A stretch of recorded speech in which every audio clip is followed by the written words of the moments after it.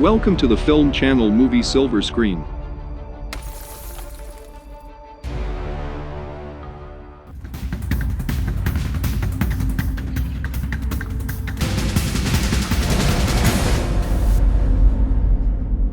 Implicitly, Tunnel is very much of its time in that it deals with surveillance as power. As long as he's behind a camera, Hokwon can have nothing to fear from Galatero, but such abstractions were presumably far from Grande's mind, and his main interest is in making the viewer sweat, especially early on. Just when we believe we've figured out what's going on, we find out we're utterly wrong and unearth layers we didn't expect. That he achieves it with such efficiency is owing not only to the several twists, but also to Esparagla's performance, which must be one of the most athletic performances from someone in a wheelchair since the last Paralympics, a spectacular full-body performance from half a body. The other standout is Echeri. Despite the fact that his sadism appears to be boundless, Galatero's dramatic impact is slightly diminished. Technically, it's all really strong, with the camera interestingly, if showily, extremely busy in both the above and below ground passages, and the contrast between light and shade is appropriately played out at every turn. Esparagla's shattered, damaged misanthrope matures and evolves, seeking atonement and connection, and Lego makes Berta much more than just the hot mess party girl she appears to be at first. Grande cleverly ratchets up the tension by introducing more and more snags, both personal and technical, complicating the heist just enough so that viewers are kept in a heightened state of suspense. Slick editing, excellent use of interior confines and overgrown exteriors, and a unique score and sound editing create a package that's both fresh and familiar, putting new flourishes on a classic noir-inspired tale. His attention to detail and feeling of place ensure that our familiarity with Hokwon's house and the tunnel, all brilliantly realized by art director Mariel Rapotas, keeps us focused, allowing him to add moments of temporary confusion. Because we are grounded in the actual settings, we enjoy the unexpected plot twists and grace notes, which are frequently delivered with amusing humor. Sets are characters in their own right, and Grande, together with DP Felix Monte, makes terrific use of the opportunities they afford, with ace editing milking taut situations from action that happens simultaneously above and below stairs.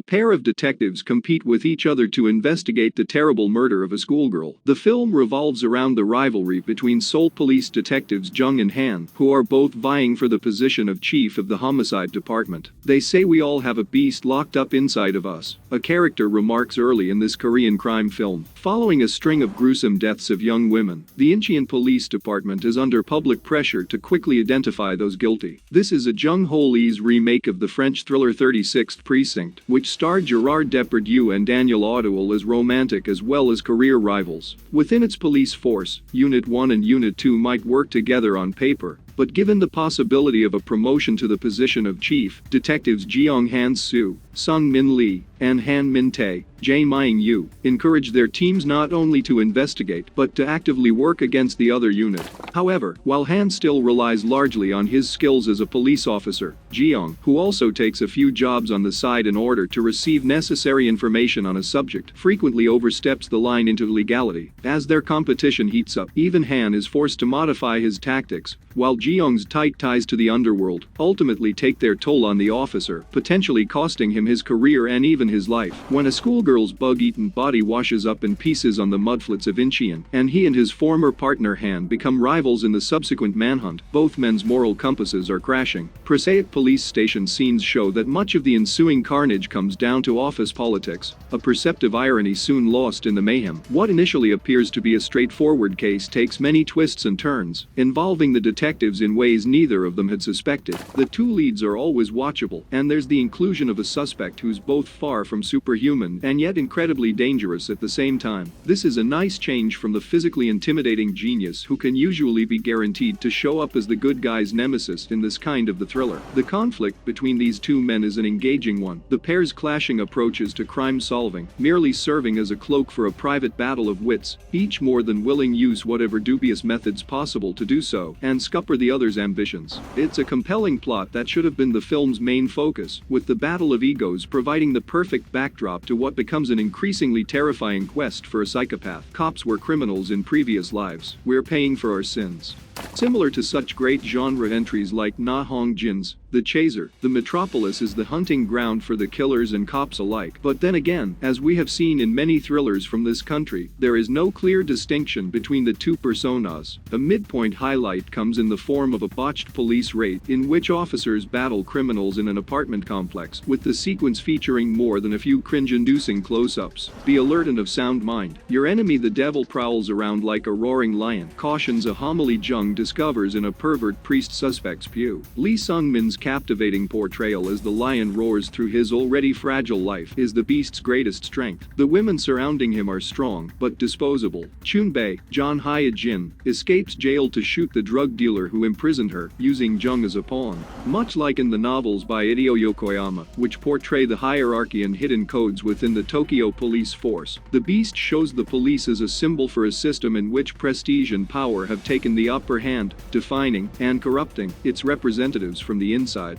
Jung's doctor wife Jung-yeon, and Shi-ha, is another fiercely unsentimental character, while seconded cop Yo Mi-young, Lee Sang-hee, recognizes her male colleague's craziness. Even the term good guys is relative here. Lee, in particular, gives a strong performance as Jung, his increasingly desperate behavior and exhaustion from his actions being brilliantly realized by the actor. The Beast's performances and cinematography reach peak dramatic tension and thematic profundity. The distinctions between lawful and illegal are not simply blurred, they are ignored when the circumstances warrant it. Even so, the film never loses sight of the ultimate goal of bringing a vicious killer to justice, even if he's being pursued by almost equally vicious killers. The muted tones of its cinematography perfectly match the gloomy atmosphere which pervades every single minute of its run. Do you enjoy films with twists? What about a film with 100 twists? Movies about confidence trickery put a spin on the old rule about playing poker. Look around the table and if you can't see the chump then it's you. Screenwriters Brian Gatewood and Alessandro Tanaka have previously achieved great success in the worlds of comedy and satire. Now they have created this delectably entertaining caper about fraudsters and Manhattan's super rich. Sharper presents itself in a handful of different chapters, one for each of the main protagonists' antagonists. They're all a bit of both, each installment providing a new perspective, each one rewinding, peeling back onion layers, and revealing spiraling levels of desire. Tom, Justice Smith, here a sympathetic sap, works in a humble, quiet New York bookstore. When Sandra, Briana Middleton, appears, looking for an old classic, his synapses spark. He's lost and lonely, she's all charming smiles and empathy, and they quickly fall in love, enjoying a blissful relationship until disaster strikes. Her brother needs money, and Tom believes he can help. From there, a film which has for 10 minutes been a sweet millennial meet cute changes into a con drama, but suffice it to say, nobody is what they seem, everyone is taken for a fool, and people are double, triple, quadruple-crossed to dizzying degrees. British TV director Benjamin Caron makes a confident feature debut, and his work with illusionist Darren Brown may have prepared him for this. The picture's chapter structure, each headed by a character's name, each giving a fresh perspective of an interconnected web of greed and treachery, is handled with real flair. The performances, so thickly layered with charm and artifice that it's hard to know what and who is real and what isn't, are first-rate. So, this is a good cast and staff. As a dramatic thriller, Sharper has got more than enough big bastard energy to give you a good time.